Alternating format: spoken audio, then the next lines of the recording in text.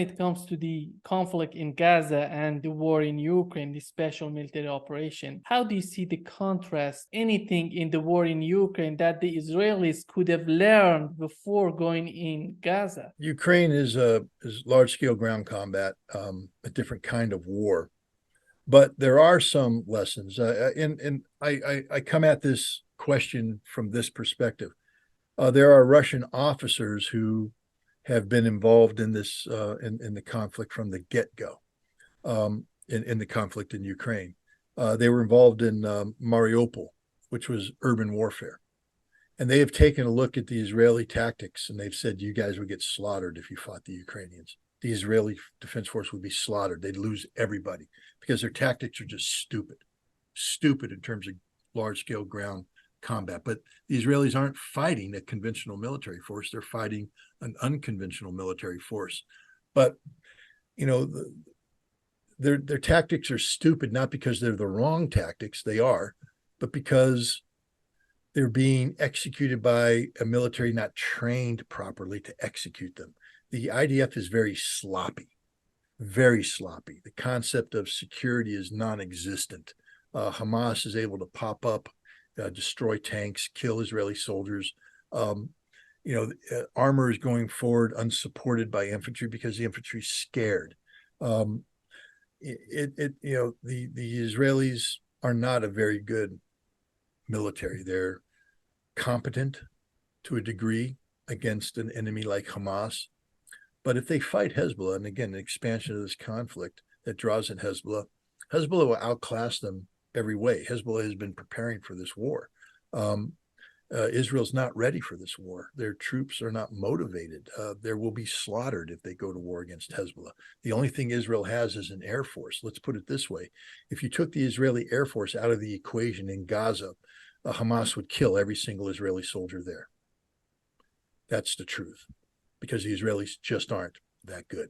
Is the Netanyahu administration looking for capturing Gaza in totality? The humanitarian pause was a defeat for Netanyahu. Remember, the Netanyahu government said there will be no ceasefire, and they aren't going to trade, exchange prisoners for hostages, that they're there to defeat Hamas, defeat them politically, militarily, and they were unable to do that. And the implementation of the Dahiyad doctrine, this collective punishment, and you combine that with, again, we have to deal with another reality here. What Israel knew about Hamas in Gaza is no longer at play. Hamas, when they attacked on October 7th, captured the computer servers containing the Israeli intelligence about their assets inside Gaza. So Israel went blind in terms of human resources. They attacked the Unit A200 signals intelligence platforms. Israel went blind in terms of intercepting communications. So what Israel thought they knew about Gaza changed overnight. When they went in on October 7th, 8th, 9th, and thereafter, they're going in blind. They have to start all over. And how does Israel do this? Through an over-reliance of artificial intelligence. They have a targeting algorithm that they've developed where they've linked each house in Gaza to a specific outcome for Hamas. It doesn't mean that they're going to achieve it, but if you hit this house, this is what it does to Hamas. And they also know that this is how many civilian casualties will be accrued. So there is no, this is collateral damage. We had no idea so many people would die. This is deliberate murder based on target. It's called the gospel. I think the Jewish term is hasbara or something of that nature. That's in play today. This is mass murder, genocide by the Israeli government against the Palestinian people. And it failed. And so it failed on a number of fronts. It failed in regards to Hamas, but because it failed so egregiously, the Netanyahu government was under pressure from a domestic audience saying, hey, you're not succeeding. We need our relatives freed. We need the hostages released. The entire world reacted to this collective punishment, this indiscriminate bombing with horror, millions of people in the streets. The United States State Department, filed a memorandum, internal memorandum, a dissent memorandum saying the policies of the Biden administration are destroying the credibility and viability of America abroad. And so we started putting pressure. So Netanyahu had to agree to a ceasefire. He didn't want to. This was a political disaster for him. And so he was looking for any excuse to get out of the ceasefire. He found it. They're now back at war. He can't afford to have a second ceasefire. That would be the end of him politically. But he's failing militarily. As we speak, the Netanyahu government is being, the IDF, is being defeated in certain areas of Gaza. They've had to retreat from certain areas in Gaza because of the casualties they've taken. This is hugely demoralizing for their military. So Netanyahu is in his government are in a very dire straits in terms of their domestic political reality. There's nothing they can do to change the fact that Netanyahu's political days are over. He is the problem, not the solution. He will be removed from power, either from pressure from the United States or pressure from domestic, or both. But we need to stop talking about what Israel wants right now. Israel doesn't want anything. Netanyahu wants everything. He needs to be removed and a new, more legitimate Israeli government in place that speaks on behalf of the majority of the Israeli population, then can speak about what they want. They may not change their policies. Who knows? But I think, real politics will set in, and the Israelis are going to have to make adjustments. Economically, they cannot sustain this fight indefinitely. With hundreds of thousands of reservists mobilized who are no longer participating in the economy, with tens of thousands of Israeli citizens displaced from not only around Gaza, but in the north, forced to be resettled, no jobs. They're living off of the support provided by the Israeli government. The economy is faltering. Hundreds of thousands of Israeli Jews are fleeing Israel for more stable locations. This is a strategic defeat, a disaster for Israel, that if they can't find the way to defeat Hamas, and I don't believe they can, you can't defeat an ideal, especially one that resonates so strongly amongst not only the Palestinian people, but the entire world. It can't be defeated by Israel. So I think Israel won't get what it wants out of this war. We have to understand that they did not initiate this conflict. They didn't want this conflict. They weren't expecting this conflict. The Netanyahu government on October 6th had a policy that was predicated on the normalization of relations with Saudi Arabia, the initiation of this new economic-based conception that was described by Joe Biden and Benjamin Netanyahu. Biden announced it during the G20 meeting in India, talked about the India-Middle East Economic Corridor. Benjamin Netanyahu bragged about it during his presentation to the General Assembly in the United Nations. This was the direction that Israel was going. Israel was also, under the Netanyahu government, making sure that there would never be a two-state solution, never be a Palestinian state. They were in the process of expanding operations to create new settlements in the West. And they thought that they had bought off Hamas and the Palestinians in the Gaza by increasing the number of work permits, that this perception of new economic viability on the part of the Gazan Palestinians linked to a relationship with Israel, an ongoing economic relationship, would preclude any precipitous actions by Hamas. So when October 7th came around, the Netanyahu government is faced with a whole new reality. And now they're adjusting to it. And this reality is 100% politically motivated. It's couched as a security reaction, but it's political. Benjamin Netanyahu was a politician already fighting for his political life prior to October 7th because of what he had done in terms of rewriting Israeli basic law regarding control of the judiciary. It was supposed to be an independent branch of government, and instead, under the new law, it would be subordinated to a politicized Israeli parliament, the Knesset. And the purpose of this wasn't to improve Israeli jurisprudence, but rather to prevent the prosecution of Benjamin Netanyahu on corruption charges. So, hundreds of thousands of Israelis were already in the streets protesting against this man. The Israeli president had said that the situation was so dire that Israel could be looking at an actual civil war. And then comes October 7th.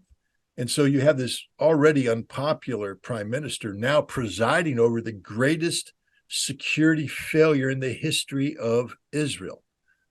This is bigger than 1973 Yom Kippur War. This is a absolute failure on the part of the Netanyahu government, but also Israeli intelligence and the Israeli Defense Force themselves. And so the entire leadership of Israel is at risk of losing political viability, meaning that they should and could possibly be removed from power at any moment. The only reason why they're staying in power is because the Netanyahu government now has declared war, or as they have said, war was declared on Israel by Hamas. And if you're in for a dime, you might as well be in for a dollar. So if you're going to go to war with Hamas, now you articulate goals and objectives that reflect this war status. And you say that Israel is going to destroy not only the military aspects of Hamas, the organizational structures of Hamas, but politically, Hamas will be eliminated. Hamas will never again rule Gaza. And if you look at it from that standpoint, Israel has failed across the board. When we take a look at the millions of people who are in the streets in cities around the world protesting in support of Palestine, they're protesting in support of Hamas. They may not admit they are, but the reality is they wouldn't be there if it weren't for Hamas. They wouldn't be there if Hamas hadn't attacked Israel and created this overreaction, or the opportunity for this overreaction. It's Israel that has done it to itself. Israel didn't need to invoke the Dahiya doctrine, named after the West Beirut suburb, which in 2006 Israel flattened as part of a new principle of collective punishment, that makes sure that any civilian population linked to a political entity that is poses a security threat to Israel, that they will be punished collectively to put pressure on them, to pressure their own political entity to stop doing what Israel objects to. It was done against the Lebanese to put pressure on Hezbollah. It failed miserably. And it's been done repeatedly against the Palestinians in Gaza to put pressure on Hamas. This is even prior to October 7th, and it's failed miserably. And it's failing now. This collective punishment that Israel has undertaken has turned the world against Israel. This is a victory for Hamas. We need to also point out that the Netanyahu government was vociferously against a two-state solution, a Palestinian state, said there will not be one. They believe in Eretz Israel, greater Israel, or biblical Israel. That doesn't include any notion of Palestinian statehood. And so right now, the entire world is talking about the absolute necessity of a two-state solution. Again, this wouldn't have happened without Hamas. Israel had taken thousands of Palestinians prisoner. They'd taken thousands more prisoner, treated them brutally, subjected them to torture, rape, murder. Nobody was talking about putting pressure on Israel to release these prisoners, these hostages held by Israel, until Hamas attacked on October 7th and took hostages of their own, which they use as a bargaining chip. This is a Hamas victory, not an Israeli victory. Israel is suffering huge political consequences. More pressure is put on Netanyahu daily by the families of the remaining hostages to get their release. And Israel is not destroying Hamas. Hamas military is fighting the Israeli Defense Force to a standstill in many parts of Gaza. They're inflicting very significant casualties on Israel. And remember, Israel says that their victory is defined by the total destruction of Hamas. And if Israel doesn't achieve that, then Israel is by definition lost. And Israel right now is not achieving this. So the Netanyahu government has achieved nothing. They've made the situation even worse for Israel, and they've made it worse for them politically. Netanyahu has a 4% approval rating. He had an emergency meeting of his war council the other night, and he concluded the business without holding the things he was putting forward up to vote. The point is, Israel's achieved none of its objectives, and it's not going to achieve these objectives. These objectives unrealistic, and the Netanyahu government isn't doing anything for the legitimate security of Israel. They're doing everything for their own political survival, and I think their days are numbered. I think pressure is being put on them internally from domestic political opposition and externally from friends and allies, including the United States, who are saying that it's increasingly clear that the problem here is Benjamin Netanyahu, and that Benjamin Netanyahu and his right-wing coalition government have to step aside, have to get out of the way. When it comes to the situation that Israel was in before October 7, in terms of their relations with Arab states, with other countries surrounding Israel, how do you see it right now? The fact is, Israel is in very many ways, because of its overwhelming support by the United States, the support that it gets from the United States, has become a de facto indispensable nation of the Middle East. And you combine that with the reality that, with very few exceptions, most nations in the Middle East are not pro-Palestinian. They're not supportive of the Palestinian Authority or a Palestinian state. And that Israel had exploited this antipathy amongst the Gulf Arab nations, for instance, amongst Israel's immediate neighbors, toward the Palestinians for their own good, leveraging the concept of the possibility of a Palestinian state that could never be reach manifestation because of the definition. This is the Abraham Accord. What Israel has said about a two-state solution, it's unattainable, unachievable, unrealistic, but it's there on the table. And the Arab nations who claim to be supporting Palestine, but who secretly don't, say, well, Israel's made a good faith effort here. Now we'll normalize relations with Israel so we can get on with reaping the economic and geopolitical benefits of normalization. That all appears to be on hold, but nothing's fundamentally changed. The political reality of the situation is such that these nations have to take a stance that appears to be supportive of the Palestinian people, of a Palestinian state, but they are distancing themselves from Hamas, and they aren't cutting off relations with Israel, which tells me that if and when this conflict ends, and it will end, that there's a real risk that the nations that are lining up to support a Palestinian state today will slide back to their previous posture of either indifference or hostility towards Palestine. And this will be to the benefit of Israel. Now, the longer this conflict goes on, and the deeper the damage that Israel is doing to itself in terms of its how the world perceives it, could create a new political dynamic, a new political reality amongst these Arab states. And if that happens, then there will be a Palestinian state. There's no doubt in my mind. But if this conflict is brought to an end, and then the cause of a Palestinian state goes into endless negotiations by people who really don't have the best interests of Palestine in mind, we could find ourselves returning to square one, which then brings up Hamas, which is not going to quit until there is a Palestinian state.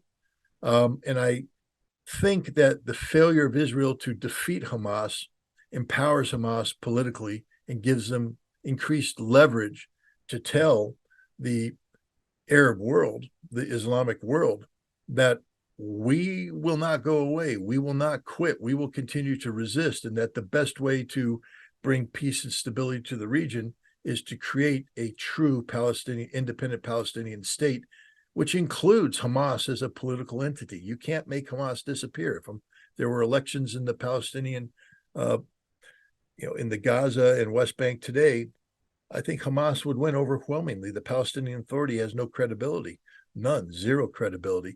Hamas has all the credibility in the world because it's the only Arab organization that's fighting for the Palestinian people. How do you see the possibility of Hezbollah getting more seriously involved in this battle? Is that possible, in your opinion? Oh, of course it's possible. It's even likely, given what Hezbollah has done is it has maintained a extraordinarily high levels of pressure on Israel along the border between Israel and Lebanon. The purpose of this was to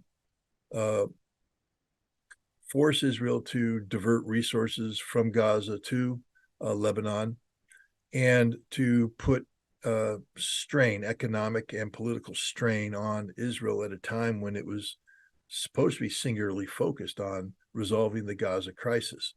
Up to 70,000 Israelis have been evacuated from northern Israel.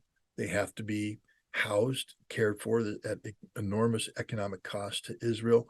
Whatever economic activity took place in the north has come to a halt.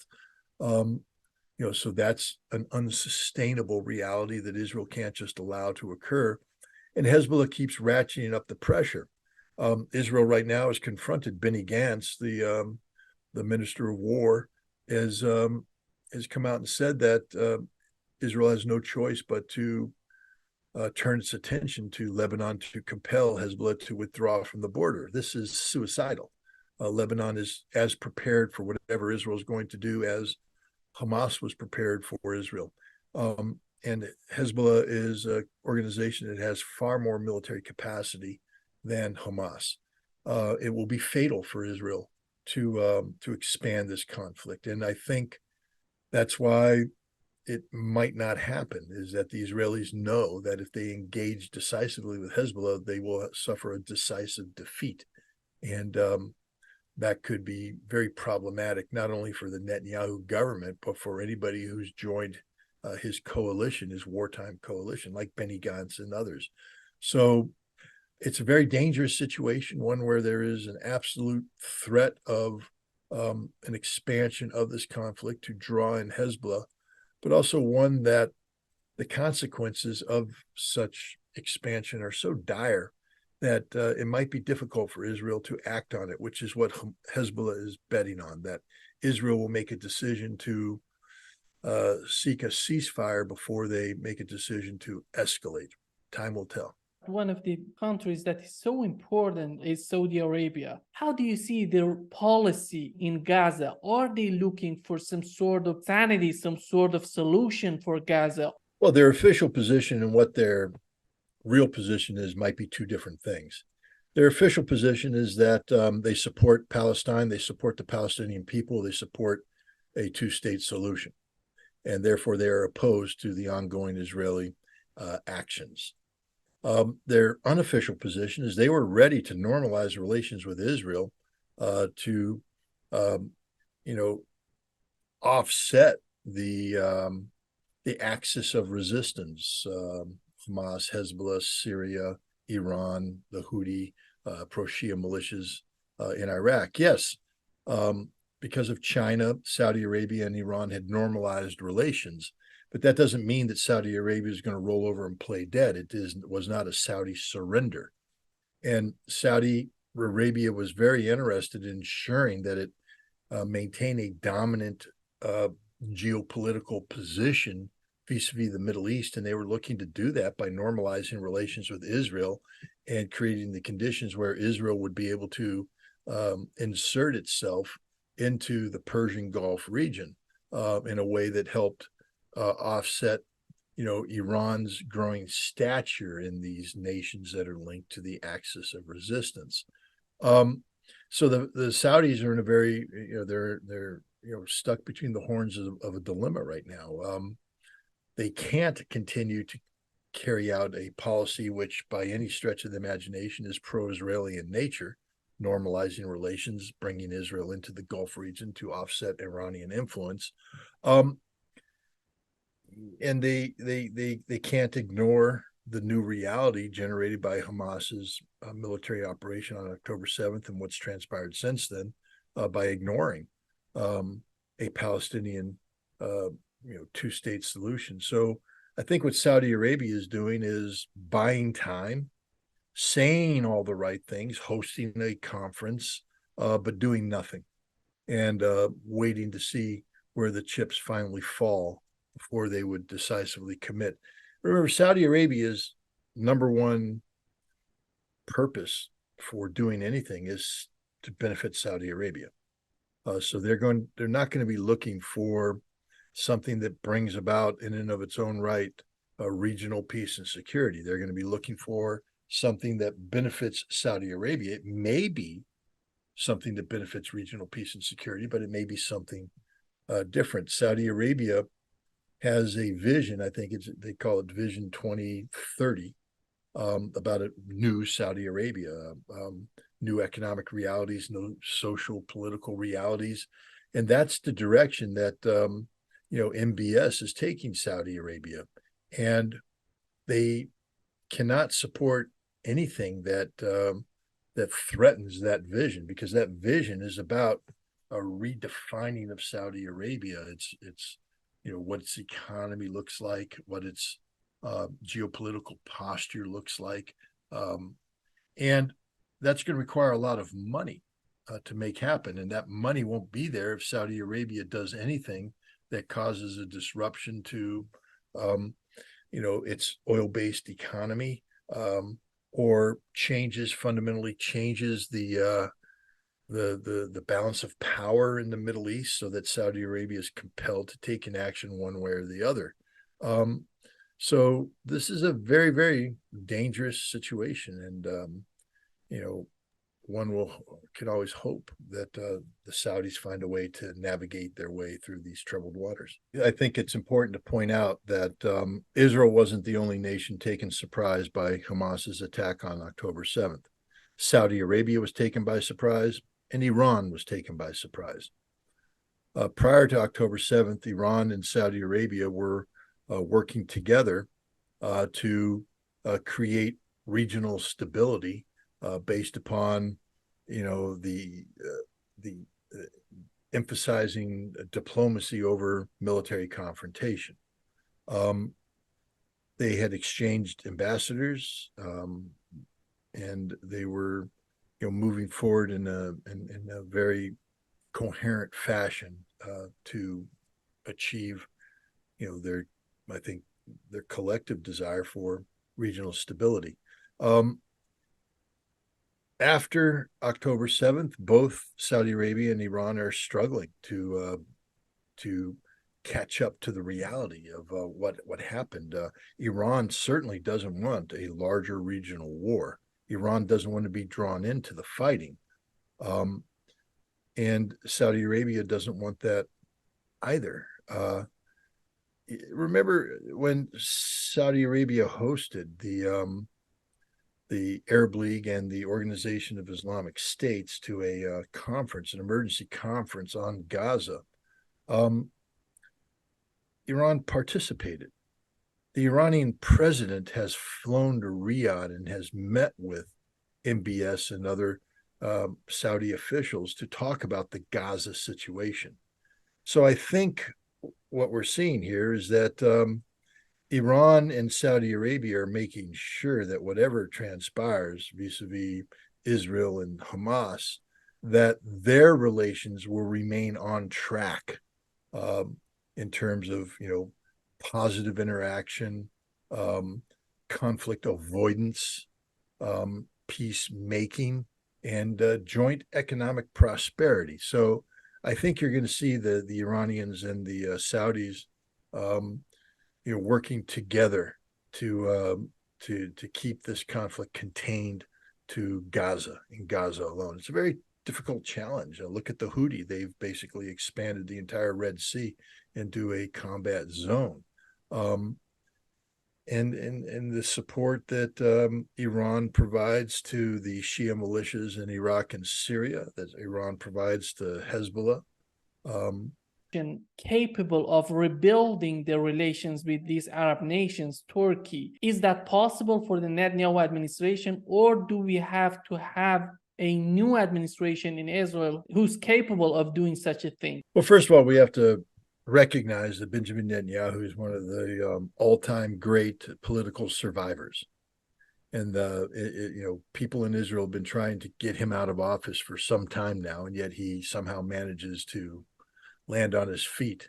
So you never want to underestimate Benjamin Netanyahu and his ability to control Israeli politics in a way that keeps him in power. Having said that, though, his support rate is at 4%. That's not sustainable. That's not viable. So I believe that there will be a change of government in Israel. I believe it'll be sooner rather than later, given the enormous negative consequences that have accrued since, the Hamas attack on October 7th. Netanyahu is the problem. He's the man who is asleep at the wheel, and you can't trust him to do the right thing for Israel, because what he's trying to do is the right thing for keeping Netanyahu in power, and those two goals and objectives may not coincide. So I don't think that we're going to see a situation where this conflict ends and then Netanyahu steps aside. I think we're going to see a situation where Netanyahu is compelled to step aside, and then this conflict ends, and then we find out if the world is capable of negotiating in good faith about, the future demarcation between Arabs and Israelis, things of that nature.